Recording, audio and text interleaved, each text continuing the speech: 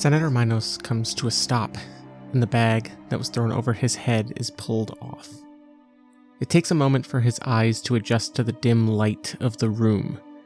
It's cool, but there's a suffocating quality to the air, like too much dust swirling around. He realizes he's in a large open cave with scaffolding, pickaxes, and carts all about, but the center of the room contains a large flat dais surrounded by 5 ornately carved columns.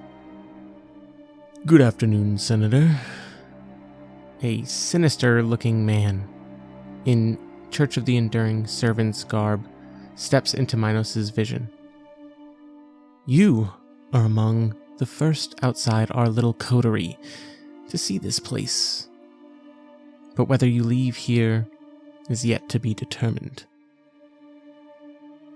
"Easy now, Elder Malik," says an alluring woman. "I have every bit of faith the senator here will see reason. He has quite the resume. He's very influential in the Senate, but he's never one to take the spotlight. I think he's perfect for our methods, wouldn't you say?" Minos looks up and recognizes the woman. "Rana? But you left. You resigned your seat on the council. What are you doing here?" The woman smiles at Senator Minos, but the final member of the cabal operating under the name Will Salas chimes in. "Yes, he could prove useful, Rana. But he has to answer our questions first." A man in Kyrody naval uniforms hefts a whalebone club across his open palm. "Let's start with, why were you visiting Deepwater Dungeon the day the spy Yver escaped?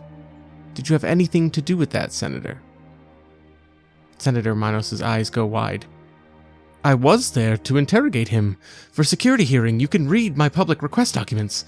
He's searching the man's uniform for a name tag. "Officer Akiri, I'm a servant of the people. I would never let..." "That's enough, Senator. So noble. Yes, you could be useful. But you have to understand, I must be absolutely sure of your loyalty. Are you loyal, Senator? To the Dominion, sure, but what if I told you there was something bigger?" Rana and Malik walk onto the dais and take up positions near the ornate pillars. Their bondstones raise from their chest and float between them and the pillars, but 2 of them seem to be rendered inert. Akiri turns and watches them before turning back towards Minos, holding the club now in both hands. "I believe you might be able to fill us in a little as to why our domain is shrinking, Senator.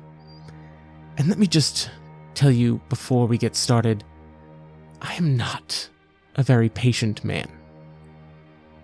He takes a few steps forward, leans down and looks at the senator, then stands back up to his full height, hefts the whalebone club, and swings.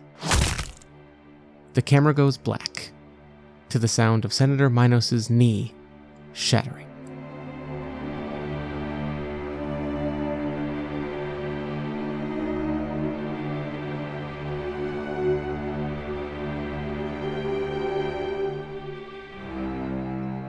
Hello everyone, and welcome back to another episode of Ironsworn, Sundered Isles, Season 2, Heart of the Dominion. Welcome to July. It is a 5-week month, which means that you will be getting a bonus episode at the end of this month. I'm not entirely sure what that's going to be yet. I will have Mech out this month. That is a guarantee. We are going to do 2 more episodes of Ironsworn, Sundered Isles. If I can wrap it up by the end of July, that is the goal, and I will do a little bit of maybe a 1-shot or 2 before I dive into my next series, which is looking like Colossal, based on people's responses and reactions. And July will be the last month that I am doubling up on Perspective Checks interviews before going back to a 1 interview a month pace for the rest of 2025. If June's theme for Perspective Checks interviews was community, July's is writing. I had the immense pleasure of sitting down and talking with fellow solo actual play podcaster Steve Morrison from Errant Adventures about using games as inspiration for writing, and I sat down with lit RPG author Clark Rowanson to talk about lit RPGs, tabletop RPGs, the intersection, and especially magic systems. Both very great talks that I'm excited for you to hear, and I hope that you get a little bit out of them, especially as a solo TTRPG player. If you're playing solo TTRPGs out there yourself, it does, no matter how much you think of it like a game, kind of really boil down to an interesting experiment in writing. So maybe it'll help you think about your gaming in a new way. All right, without any further ado, let's just dive right in.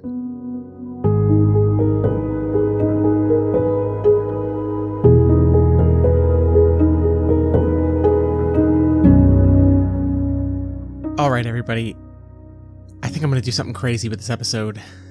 If we think about what's been going on, Cassidy and the crew of the Revenant have just arrived back in Lower Crania and have docked the unrecognizably damaged Revenant.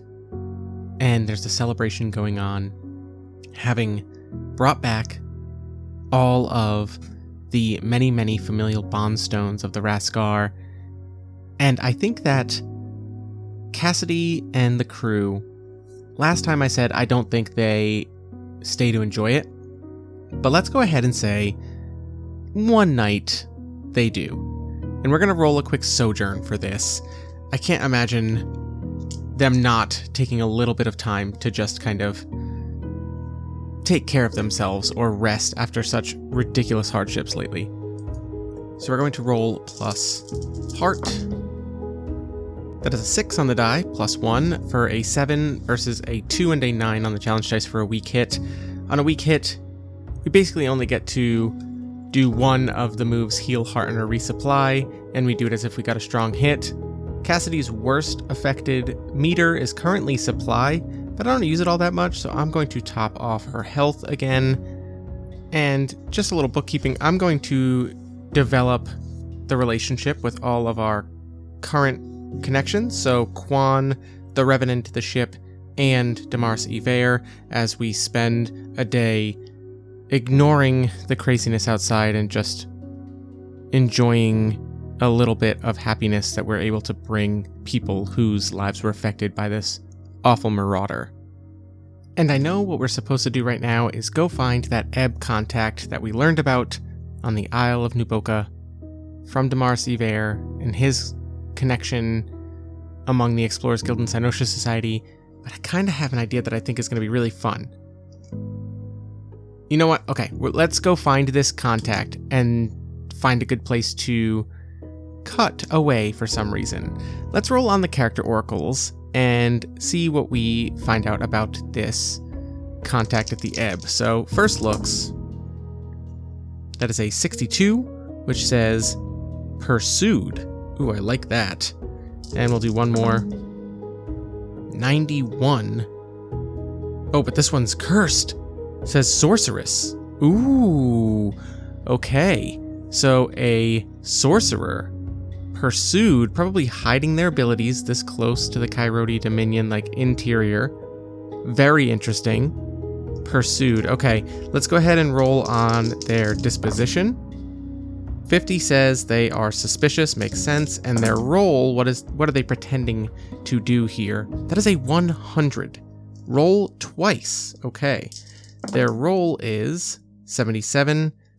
Statesperson. Oh my goodness. And a 14 is a caregiver. Whoa, this just got really interesting. Maybe, never mind to my idea. What kind of caregiver are they? They are I rolled a 2. An apothecary, sorcerer, makes sense. And as a statesperson, 78, they are a lawkeeper. I'm going to actually shift that one up one to be an interpreter. I like that a lot.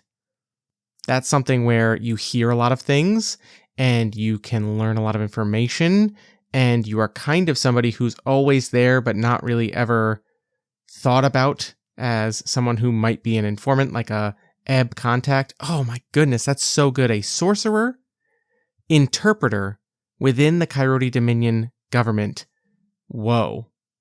And they have an apothecary shop, right? Like, they do interpretation for the government when needed, but where else can you find them? Oh, like, they're an herbalist. Very, very cool. So I think it's probably, if they're an interpreter for the Kyrody government, it is almost certain that they live in the capital city of Carcordia. So we're going to have Cassidy and the whole crew make their way to the capital city. 90 or less is a yes. Yep, that is a 46. That is a yes. So we are going to the capital to meet with this ebb contact who works very closely with the government. Ooh. Yeah, this is a dangerous contact to make. Let's just roll 2 other things before we roll to meet up with this contact. The first is going to be their goal. Ooh, almost cursed. That is a 27. Dismantle an unjust power. Wow.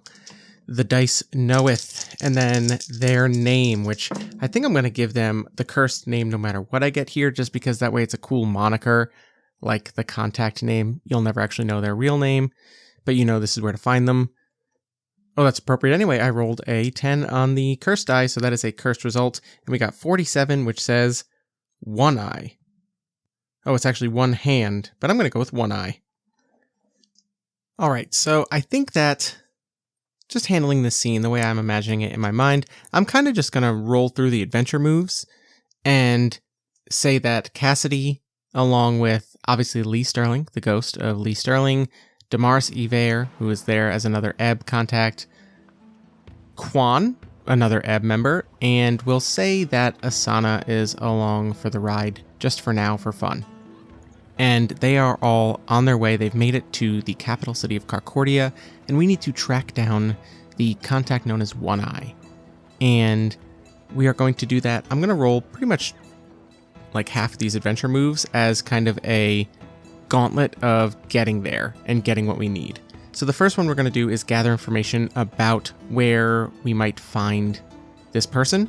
And by that, I think that we are looking for telltale signs of ebb information here. Let's see. We're going to gather information plus wits. That is a 2 plus 2 for a 4 versus a 2 and a 7 on the challenge dice for a weak hit. On a weak hit on gather information, the information provides new insight but complicates your quest. Envision what you discover, then take plus 1 momentum, bringing us up to 5 momentum. And I think that, what do we envision this complication being? Okay, I think I got it. I think that where to find One Eye is far too close to like the center, like the very well-defended, well-patrolled areas of Carcordia that make Damaris Iver very nervous to continue. Even though he was the one who kind of found out who to talk to and all this stuff, I think that for his safety, he's very nervous and does not want to go too close to the actual Senate, the patrols walking around, etc. Plus, we've said multiple times through Drake McCabe's intro in the last episode, very high guard presence right now due to the celebration and all of these other things.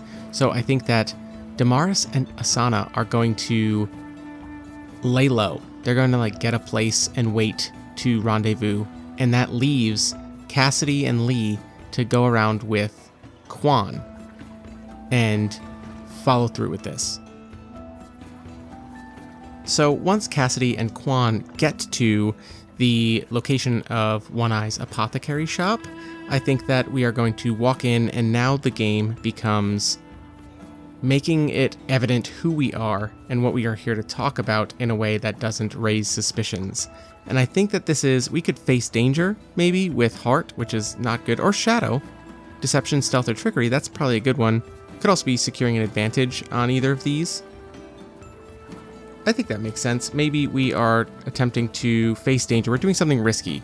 We are saying things that could be misconstrued, and we need to make sure we are very careful about what we say. Let's do this with Shadow, our best stat for once. And of course I roll a 1 on the die. But that is a 1 plus 3 for a 4 versus a 2 and a 5 on the challenge dice for a weak hit. On a weak hit you succeed, but not without a cost. Make a suffer move. This is stressful, I think we're going to bring our spirit down to 3. And Cassidy is not the one who was supposed to be making the contact. That was supposed to be Damaris. And Quan is a fellow Ebb agent, but they have been very much isolated in Upper Crania and kind of out of the loop lately, having been traveling with the Senator and Cassidy and crew on the Revenant. So this is a dangerous proposition. There's maybe a few other people milling about the apothecary, and Cassidy's just trying to say certain things that will catch the ear of One Eye, whoever that may be here. She looks around, doesn't see anybody with like an eye patch, so she's a little bummed that it's not as easy to identify One Eye as maybe it could have been. But a weak hit does mean that we succeed, so that means we should move on, and somebody does come and ask us if we need help finding anything. And Cassidy looks, and I'm just going to roll. I think it's almost certain that maybe there's a reason this person's called One Eye. Let's see. Yep, that would be a 32. I'm going to say 50-50. Above 50, it's heterochromia, and below 50, One Eye is like milky and cataracts. That is a 32, so that means that One Eye is normal color and the other is clearly blind with that milky kind of cataracts. All right. I think that One Eye is otherwise just a middle-aged woman. Looks like she is professional. Looks like she is just constantly doing her work. She's doing what she can. She does this interpreting for the government and otherwise owns a shop or works at the shop. And I think that, yeah, it'd be very hard to imagine this woman is up to anything nefarious or spy-like. So I think that she's playing very cautiously as she overhears and comes to help Cassidy and Quan. But we are going to attempt to compel her to give her the information that we have accumulated about the Bloodsworn, about Will Solace, about the corrupt Sky Iron domain that seems to envelop this Heart of the Dominion in these myriads.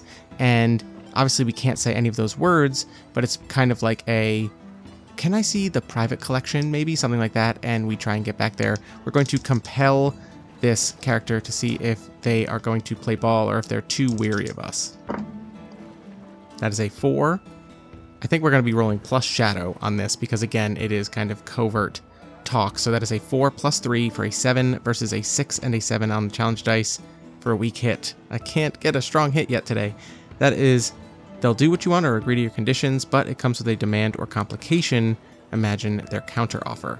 Okay. It's been a minute since we've rolled on action theme. I think that's a good one for counteroffers. That is a 7, which says assault. What? And a 6. Wow, 2 very low rolls there. A 7 and a 6. Assault barrier. Huh. Okay, I think I got this. I think that One Eye does hear us out. They bring us to a back room to talk shop, and after a little bit of convincing, she accepts that we're here working with Damaris. Quan can present whatever kind of passphrases or keywords they have to in order to prove their affiliation with the Ebb. And all we're asking of One Eye is, please take this information so somebody else has it. So if something happens to us, it gets to the right hands. Someone can do something about this. And I think that One Eye says, I will do what you ask. I'm able to make drops relatively easily. My access around the city is better than most, but for those others who don't have the luxuries that I have, the increased guard presence has really made it difficult for our contacts and connections to move around. There's one spot in particular that has become basically a stop for all of our communications and how they go about here in the city. I cannot tell you exactly how that goes, but all I can tell you is that it would mean a lot if, as you move your way through the city, you could create a distraction, maybe, and help a few of my eyes and ears pass along information that we've severely been lacking lately. And Cassidy and Quan look at one another and say, oh, we can do distractions. So we're going to have to do that on our way out here. The information has been passed along. What information do we think we get in return. In addition to doing this favor for One Eye, I think that obviously part of this was also like, what does the Ebb want us to do? I'm going to roll 50-50. If it's 50 or less, then she has something for us to do immediately. If it's 51 or greater, then we have to wait for the Ebb to contact us again. Oof, that is a 94, so we're going to have to wait for the Ebb to contact us. We tell One Eye where Asana and Damaris are currently staying. Like they have like a room above like a inn or something like that. Okay, so we're going to have to wait for them to contact us. And in the meantime, we have to go cause a distraction to help get some spies, some eyes and ears, much like Cassidy was in her younger days, through so they can provide information. Let's just roll that one time. And we're going to face danger, obviously, with deception, stealth, or trickery, rolling plus shadow. I think that during this celebration, which is going for quite some time, I think that Cassidy and Quan quickly find the area where basically a big road that connects two sections of the city, like two different neighborhoods, has been blocked off for guard presence and all of this stuff. And I think that Cassidy is going to play it kind of dangerous. We are going to pretend like Cassidy has stolen something, and Quan, in their enormous construct strength and everything like that, is going to make chase, but basically break through a barrier, chasing the quote-unquote thief, and kind of just cause enough chaos for people to slip through. So here goes. Cassidy's going to do this. I guess we're doing this with edge. Part of me wants to think it's also shadow, because this is deception and trickery. Yeah, this is shadow. Let's do that. That is a 5 plus 3 for an 8 versus a 5 and a 1 on the challenge dice. There's our strong hit. Cassidy and Quan successfully pull a ruse and distract the guard presence around this choke point in the information flow for the Ebb. And on a strong hit, you are successful. Take +1 momentum as we dart around a corner. And I think that Quan is very good at explaining why it did what it did to the officers, but Cassidy has clearly and easily evaded any kind of capture, and they rendezvous back at the inn with Damaris and Asana to await further word from the Ebb.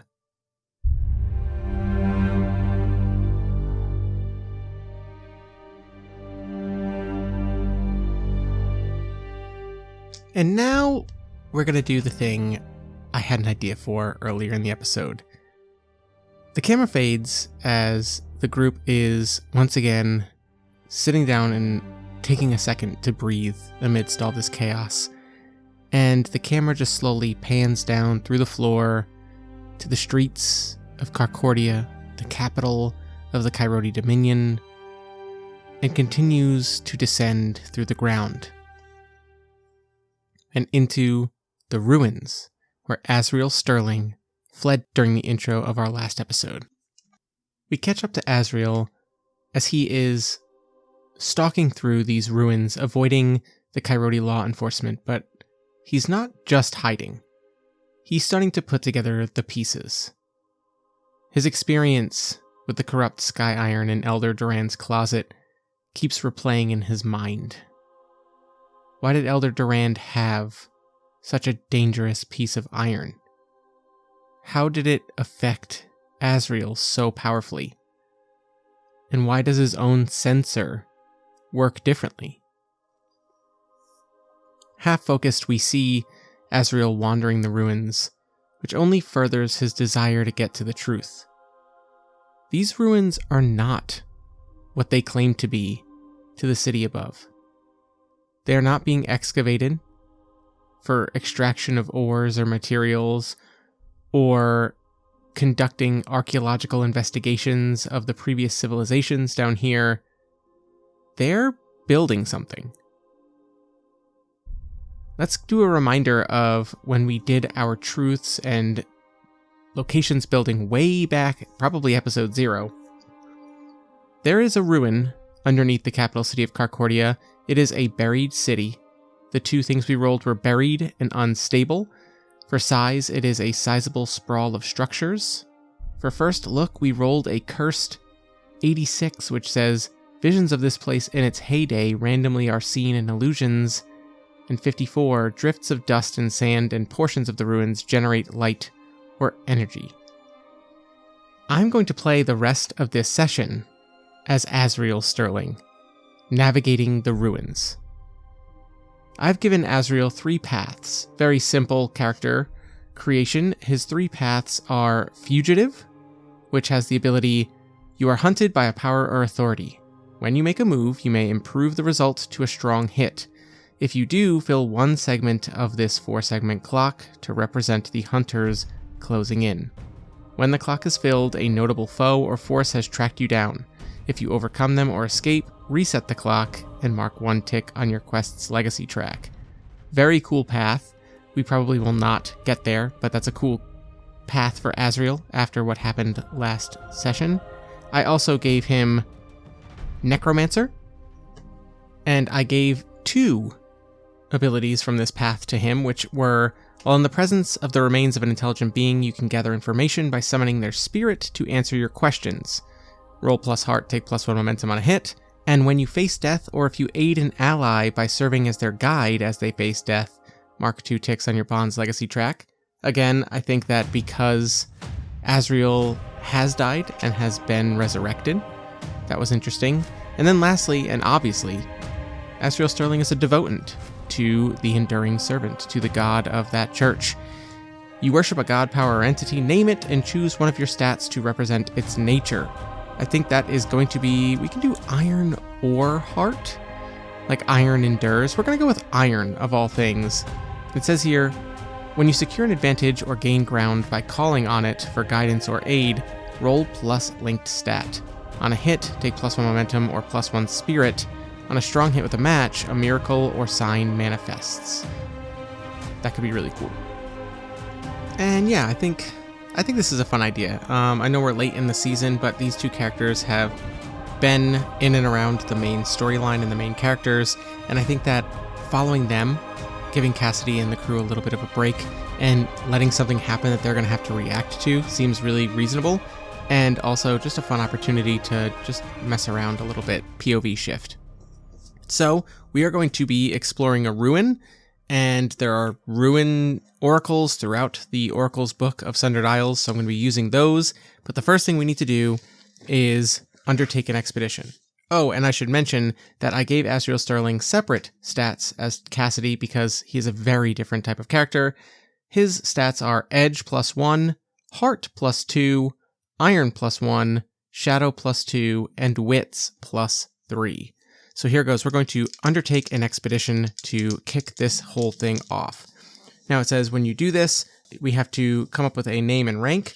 The name is going to be Investigate the Ruins Beneath Carcordia. And the rank I'm going to give this is, I want to say Dangerous, just so that way we get through it. And there will definitely be bigger problems along the way. So we're doing that, and we are doing this by staying vigilant because he's always looking over his shoulder, so we're rolling plus his best stat of Wits. Oh no! That is a 1 plus 3 for a 4 versus a 7 and an 8 on the challenge dice for a miss. On a miss, you are waylaid by crisis or arrive at a waypoint to confront an immediate hardship or threat. No progress, pay the price. Well, we're definitely going to immediately arrive at a waypoint to confront a hardship or threat. So let's roll a d100 on a few things in the Oracle tables. Let's do a Ruin Feature and a Ruin Peril, probably. Let's do that. Feature is going to be 27, so that says Echoing Noises, okay. And the Peril, 33, which says, ooh, Glimpses of a Lurking or Trailing Foe. Okay. Let's go, you know what? I'm going to go to the Beasts of the Land table. Let's see if we can find a good one. That is an 86. A Gangle, a formidable foe. This large cave-dwelling insect, appropriate, contorts its long limbs with uncanny flexibility, joints cracking like breaking bones to navigate the smallest crevices. These limbs, equipped with delicate sensory organs, enable the creature to perceive the subtlest vibrations and detect prey or threats from afar. After unfolding itself from its hiding place, the Gangle attacks with a spray of burning saliva. Ooh. And it notices vibrations Azriel Stirling has his sensor, which is also like a staff that he's always tapping on the ground. So I think that he realizes he's being followed. Ooh, and pay the price. I think, do we have to fight this thing? I think, let's roll on pay the price, but I think that maybe Azriel's going to have to do something. Do we fight this, or do we...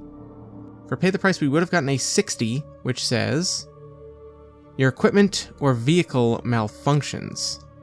Oh, I like this, actually. I think that when Azriel notices he's being trailed by something, and it's like skittering and cracking in along the cracks of the cave walls and things like that, he knows he's going to have to make haste, and that is not something he's good at. As we've said before, he is frail, he is not physically fit. So he opens his sensor and attempts to take a large inhale of his blessed iron. But down here, it's not reacting the same. And it doesn't give him his usual burst of ability. And then he panics and we have to run. We are going to face danger real quick with Edge, which is only a +1 for Azriel Stirling. And then what we're going to do is, depending on how we do on that, when we arrive at this waypoint, we may buy ourselves some time, or we may have to turn around and fight this creature right away. Oh, that's a huge roll. That is a 6 + 1 against 2 4s on the challenge dice for a strong hit with a match. Okay, so Azriel Stirling gets just enough out of his sensor staff to flee this creature at least a little bit and get into an area with a waypoint. Now, when we explore a waypoint, we are going to roll plus wits, which again is his strongest point. He's looking for a way to buy himself some time or get away from this creature. Oh no. That is a 3 + 3 for a 6 versus 2 10s on the challenge dice. This is bad. This is very, very bad. Okay. Well, when your exploration of a waypoint uncovers something dreadful, it says here, on a miss with a match, confront chaos. Oh my goodness. This is the first time I'm actually confronting chaos legitimately. I think I did it a bunch of times in the last season of this game, but this is the first time I've actually done it, and it's on 2 10s. Oh my goodness. Oh boy. Confront chaos. Here goes. And I got a cursed result, which again, there's no curse on this table, but oh my goodness. That is an 80. A sight of terrible carnage. Oh no. Let's go ahead and roll on Descriptor Focus to see what this terrible carnage is. 30 says desolate. 24 says crew. Desolate crew. Down here in the ruins of Carcordia, where we know, the viewer, listener knows, this is where Senator Minos was brought down by the cabal that is functioning as Will Solace. So a desolate crew. I think that we see sacrifices. I think that we see sacrifices to this altar, to this dais. I don't think Azriel is where Senator Minos was taken yet. Not at the core, not at the corrupt heart, the dark heart of the Dominion, if you will. This altar beneath the capital city. Okay, but we need more peril than this. Something bad has happened. I think that we've lost the trail of this creature, or maybe this creature, this Gangle, didn't even come into this room because of something else. So let's roll on the peril one more time. 99. Roll twice, of course. Of course. Here we go. 63 says poor visibility conceals dangers. Oh, I love that. And 85, swarming creatures or insects. Oh no. Okay. The carnage of the dead crew. Sacrifices left here, and they are being swarmed by these creatures. Again, we've said the dust visibility down here is difficult. It's not clear, and actually there are glimpses of this place in its heyday that occasionally come up as illusions, maybe in this dust as it is catching light or whatever from cracks in the ceiling. But right now, all Azriel knows is he stumbled into this chamber. There are dead bodies on the ground, and there are swarming creatures taking advantage of these dead sacrifices to this Cursed Sky Iron. Oh my. Okay. Let's go ahead and I guess we're going to enter the fray. We've made 0 progress so far on this expedition. Oh boy. Okay. Looking at the beasts of the land again, I know exactly which one this is going to be. All over the bodies of this desolate crew are a bunch of small spiders. But those small spiders skitter away as Azriel attempts to make his way through this chamber, and an enormous spider reveals itself instead, a Night Weaver. Oh boy. Okay. I guess we're doing this. Azriel is going to enter the fray. I think that he is caught in a trap or sizing up the situation. Let's roll plus wits, his best stat again. Oh my goodness. A 6 plus 3 for a 9 versus a 10 and a 1 on the challenge dice for a weak hit. I think that Azriel is going to take... He's going to be in control, actually. He has the 2 momentum at the moment. We're not using Cassidy's momentum. I guess we could. We'll see how desperate we need it. But we are starting in control, and as thrown off as Azriel is, he is going to look at the enormous spider that is descending from the ceiling towards these bodies that have been left here. And that's when Azriel realizes they've begun to be wrapped in the silk of these spiders. And we're going to attempt to gain ground by calling on our god for guidance, rolling plus our linked stat, which is iron. It's not his best stat, but we are going to gain ground. Let's see. This says leverage, force, powering through, or making a threat. That is a 4 plus 1 for a 5 versus a 4 and a 10 again on the challenge dice. I've rolled a lot of 10s in the last little bit. It says here, on a hit, take plus 1 momentum or plus 1 spirit. So that is going to be plus 1 momentum up to 3 for Azriel, and we get a weak hit on gain ground, which allows us to choose one. We're going to mark progress. Oh, speaking of progress, this is a formidable threat. Yikes, so that is only 1 box. But we stay in control, so we are going to then use the light given to Azriel through his god, through his faith in the Enduring Servant. He will endure. Even if this is the end, it is not the end for him, and he knows there's more down here that he is being called to get to the bottom of, to find the truth of. We are still in control. That was a weak hit, so we're going to strike. I think that Azriel is going to once again open his sensor, and now through his channeling of the servant, the Enduring Servant, he is going to assault this foe, I think at a distance. We're going to give him, technically through his necromancer probably ability or devotin or what have you, I think that we're going to bend the rules a little bit and say that Azriel has a little bit of like sorcerer's power, and he's going to attempt to channel his magic at this spider. Oh, that's huge. That is a 5 plus edge, so that's only plus 1, so that's a 6 versus a 2 and a 4 on the challenge dice for a strong hit. Mark progress twice. You dominate your foe and stay in control. So we are at 3 boxes already, and I think that it is like a flash of light, right? That he launches at this spider. It's many eyes. It kind of recoils a little bit, and that little bit of light that he's able to illuminate this cave with shows him where the exit might be, a potential point of egress, and also where all of these webs that he just kind of showed the shadows of all over the place. And I think he's going to then turn his sensor, and he's going to start swinging it to kind of just break a bunch of these webs in a way that hopefully makes it so the spider has less maneuverability in here and he's not going to get caught. This sounds like maybe gaining ground, I think, maybe by coordinating a plan, right? Like he's making his way towards the exit. We're going to use wits here. It is a 4 plus 3 for a 7 versus a 6 and a 2 on the challenge dice for another strong hit. On a strong hit, we get to choose 2. We will mark progress once up to 4 boxes, and then we are going to take plus 2 momentum, so we are going to be at 5 momentum. And part of me wants Azriel to escape this, but I don't know if that's the case. I think that at this point we are mostly defending and moving around. I think this thing is going to make its move at us. All of the small ones are going to charge as well, and we are going to have to strike. This time we're striking plus iron. Here goes. Oh, there it is. A 2 plus 1 against an 8 and a 9 on the challenge dice for a miss. The fight turns against you. You are in a bad spot. Pay the price.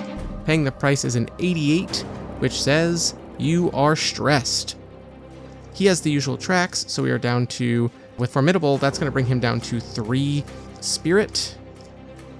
And we are going to keep going. Now we are on the back foot. We are going to, do we react under fire or clash? I think that we're going to clash, and I think we're going to do it with iron again, which again, not a good stat for him, but I think that he slams his sensor down, crushes one of these small spiders, and attempts to kind of like swing and sweep it around to take out a bunch of the little ones. Let's see. Oh, that's pretty good. That's a 5 plus 1 against a 5 and a 7 on the challenge dice for clash. On a weak hit, make progress, but you are dealt a counter blow or attack. You stay in a bad spot and must pay the price. So we are at 5 boxes of progress here. This did not start the way I was hoping it would. This is supposed to just be exploration. Oh my goodness, a 96 on pay the price. Says roll twice. I just got there. Oh gosh, here goes. 68 will say your vehicle suffers damage. Sure, somewhere in the world it does. And then a 60 on the dot says your equipment or vehicle malfunctions. Oh, he smacks down with the sensor, he sweeps it, and I think that part of that intricate metalwork that he can kind of screw and unscrew to let out a certain amount of this kind of energy from this sky iron that he is bound and bonded to, I think that it gets stuck maybe. It gets stuck open, and that's a good thing because right now it's going to empower him, but until he can do it, it might exhaust this, and we don't know what that's capable of doing or what that might be. So we are still in a bad spot. I think at that he's going to react under fire, and he is going to attempt to maybe flee at this point. I think we're going to get out of here. So he's going to, once again, use all that light, swing it in these spiders' faces, just trying to get them to recoil from the light. Oh, okay, there we go. That is a 4 plus 1 for edge for a 5 versus a 4 and a 2 on the challenge dice for a strong hit. You succeed and are in control, plus 1 momentum to 6. And I think that we are going to do one more thing here. We are going to attempt to gain ground with iron by making one final threat and then turning around and fleeing. So plus iron. Okay. It is a 2 plus 1 for a 3 versus a 5 and a 1 on the challenge dice. On a weak hit, we get to do one thing. We're going to mark progress, and then we are going to take decisive action and try and get out of here. This is not great. Here goes. We are rolling our 2 challenge dice against a progress of 6. Azriel Stirling, not necessarily a fighter. That is a 5 and a 9 on the challenge dice for a weak hit. On a weak hit, you achieve your objective, but not without a cost. Rolling a D100. 67 says others pay the price, someone else suffers the cost. Huh. I mean, there's already a dead group of sacrifices here. So the question is who sacrificed them? And then we've gotten these spiders all up in a tizzy. Are there people down here? I don't want to say it's the 3 members of the Cabal. I mean, presumably they're the ones doing this, right? But they are part of a bigger network and organization of this kind of subtle corruption and political maneuvering, right? So I think that there's probably some people down here working for them. And when they re-enter this room, these spiders are pissed off and it's going to affect them, which I think is what we're going to say is we're going to start a 4-segment clock here, and it's going to be like alarm raised, right? Classic clock. We're going to mark 1 segment on that for that pay the price, that weak hit. Now, I am going to mark 2 boxes of progress on the expedition just for getting through that room. But oof, what a brutal start to this. Azriel Stirling is limping his way through these caves after that, and he's trying not to tap his cane, his sensor, his staff against the ground, but he needs it for balance, and he knows that means he's probably being once again trailed by one of these creatures, maybe that Gangle again, not the spiders, hopefully. Let's go ahead and undertake an expedition for the next leg of it. This time we are doing so, we're gonna, I think Wits is still the play here. It could be keeping a low profile, but now we're even more vigilant than ever. Oh, that's a good roll. That is a 6 plus 3 for a 9, but you know, I got a 10 on those challenge dice for a weak hit. On a weak hit, We reach a waypoint, but the progress costs us. Suffer move, we can do either 1 at -2 or 2 at -1, or face a peril at the waypoint. Well, perils are always more fun. Let's go ahead and roll on the ruin peril table again. Oh my goodness, with the high rolls, that's a 90 on peril, which says volatile device or artifact. Oh, that feels good. Maybe an altar? Oh, what if it's... Okay. The 3 that we introduced earlier, who are effectively functioning as the voice of Will Solace, a charismatic leader. No one knows or sees his face, but knows that they are enacting this change within the Dominion and all of these things. They were at a dais. There are 5 pillars. I'm not going to say we've arrived here yet, right? That's part of where we end our expedition. But I think that, what if this place, they had to choose it as the capital because there's some kind of like conduit or maybe like control mechanism here for the altars. And what if what Azriel finds is like the tripped breaker for one of the altars that has been cleansed by Cassidy? I'm going to say this is, I like this a lot, so I'm going to say this is likely 75 or less. Ooh, just squeaked by with a 68. That is what we find. And something about this is malfunctioning, and Azriel can tell. Azriel is looking at it. Oh, and that's another thing. I have to take some things. So we're going to -2 our supply, because I think that's going to represent the power in his sensor. So he's down to 3 on spirit and supply. But we're going to explore this waypoint to see if we can figure out anything about this strange pillar. It's almost like, I kind of like this too, right? There are pillars in all the directions, maybe from this central point, or maybe not even central, right? But there are pillars that kind of act as towers, right? Like relay points to these altars. And this one is not picking anything up. So let's see if he can figure anything out. We're going to roll plus wits. Huge roll. That is another 6 plus 3 for a 9 versus an 8 and a 4 on the challenge dice for a strong hit. On a strong hit, you find an opportunity or can gain progress. I'm going to gain progress for another 2 boxes. As much as I'd like an opportunity, he knows the direction to go from here. He can make sense of this pillar in a way that, with his connection to the Sky Iron, he can tell something about this one is very reminiscent of what was in Elder Duran's closet. That corrupt Sky Iron. And he knows better than to touch it, but he can kind of trace that feeling as he goes deeper in. Here goes. We're going to undertake an expedition. Now we are going to be... Yeah, I mean, we got to stay vigilant. As much as I want to keep a low profile, you know, maybe this close, maybe he hears voices. We did say there was echoing earlier, so maybe the echoing is getting louder. So let's keep a low profile, roll plus shadow, only +2 this time. Oh no. That is a 3 plus 2 for a 5 versus 2 9s on the challenge dice. That is a miss with a match. Do not mark progress. You are waylaid immediately. I almost want to confront chaos again. Yeah, why wouldn't we? Absolutely. Things down here are crazy. That is a strong 2. This says a cursed ship of grim form. Let's re-roll that one. 44. Harbinger of an imminent attack or invasion. Okay, before I say yes to this, what I think this is actually one of those illusions and memories of this place in its heyday. And I think that Azriel is overcome by the illusion. It plays out as he walks through this room. The dust in the air does catch a lot of the light, and it's almost as if there is like this magical shifting, and it's like he is right there as this room plays through another kind of slaughter.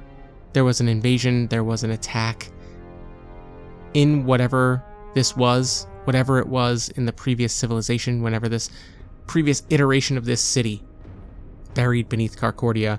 This was a moment of devastation. Azriel is going to pay the price Let's go ahead and mark his spirit down to 1. He is overcome by this and just cowers. He knows he can't fight like this. He tries his best. But after a few swings, he swings through the illusion and finds himself alone in a chamber connecting tunnels, scaffolding, and all this other clearly man-made structures are leading him deeper in. Is it the stress of him being chased by law enforcement above? The guilt of what he did to Elder Durand? Why is all of this happening to him?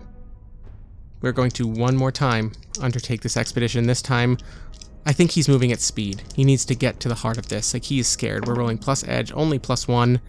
Oh, just eked this one out. A 3 +1 for a 4 versus a 6 and a 3 on the challenge dice for a weak hit, where you have to suffer or face a peril at the waypoint. We are facing a peril at the waypoint. We mark progress. We are at 1, 2, 3, 4, 5, 6, 7, 8 progress on this expedition, and we are going to finish this expedition as we come to an end. Let's go ahead and roll these 2 challenge dice against progress of 8, and there will be a peril at the end. That is a 7 and a 3, so it's a strong hit. You reach your destination, mark a reward on your Discovery's Legacy track. I'm actually going to give that to Cassidy as well, because Senator Minos is here. It's part of the extended crew. Azriel stumbles into the heart of the Dominion, the true, buried, secret heart of the Dominion, with this dais and the columns and the pillars. And I think, let's go ahead and roll 50-50. Is the Cabal here, or is it just Senator Minos slumped over in that chair, injured? 50-50. That is a 51. That is exactly a no. They are not here. Okay. Just for fun's sake, small chance, 10 or less. Anything greater than 11, Senator Minos is alive, but there's a small chance they killed him. Oh my goodness. That's an 8. Okay. Oh no. I think that's where we have to end this episode. Thank you for joining me for another episode of Ironsworn Sundered Isles. What does this mean? If you like what I'm doing, please consider following me on social medias, where I'm not very active. So if you'd like to, probably better off emailing me at reneplaysgamespod@gmail.com or joining the DMs After Dark Discord. It's still small, still fun, good chats, good people. If you want to come on for a Perspective Checks episode, definitely email me. If you're liking what you're hearing, leave a rating and review on your podcatcher of choice. Spread the word amongst your friends if you think they're into this nerd stuff. And otherwise, just, thank you for listening and coming and checking it out. I hope that you enjoy my other series on this podcast. If you like solo actual plays and want to try something more than Ironsworn out, I am very excited to play more games and show people more games that might be up their alley. Different mechanics, talk about design, all of that stuff. And yeah, I'm going to need some time to think about this one.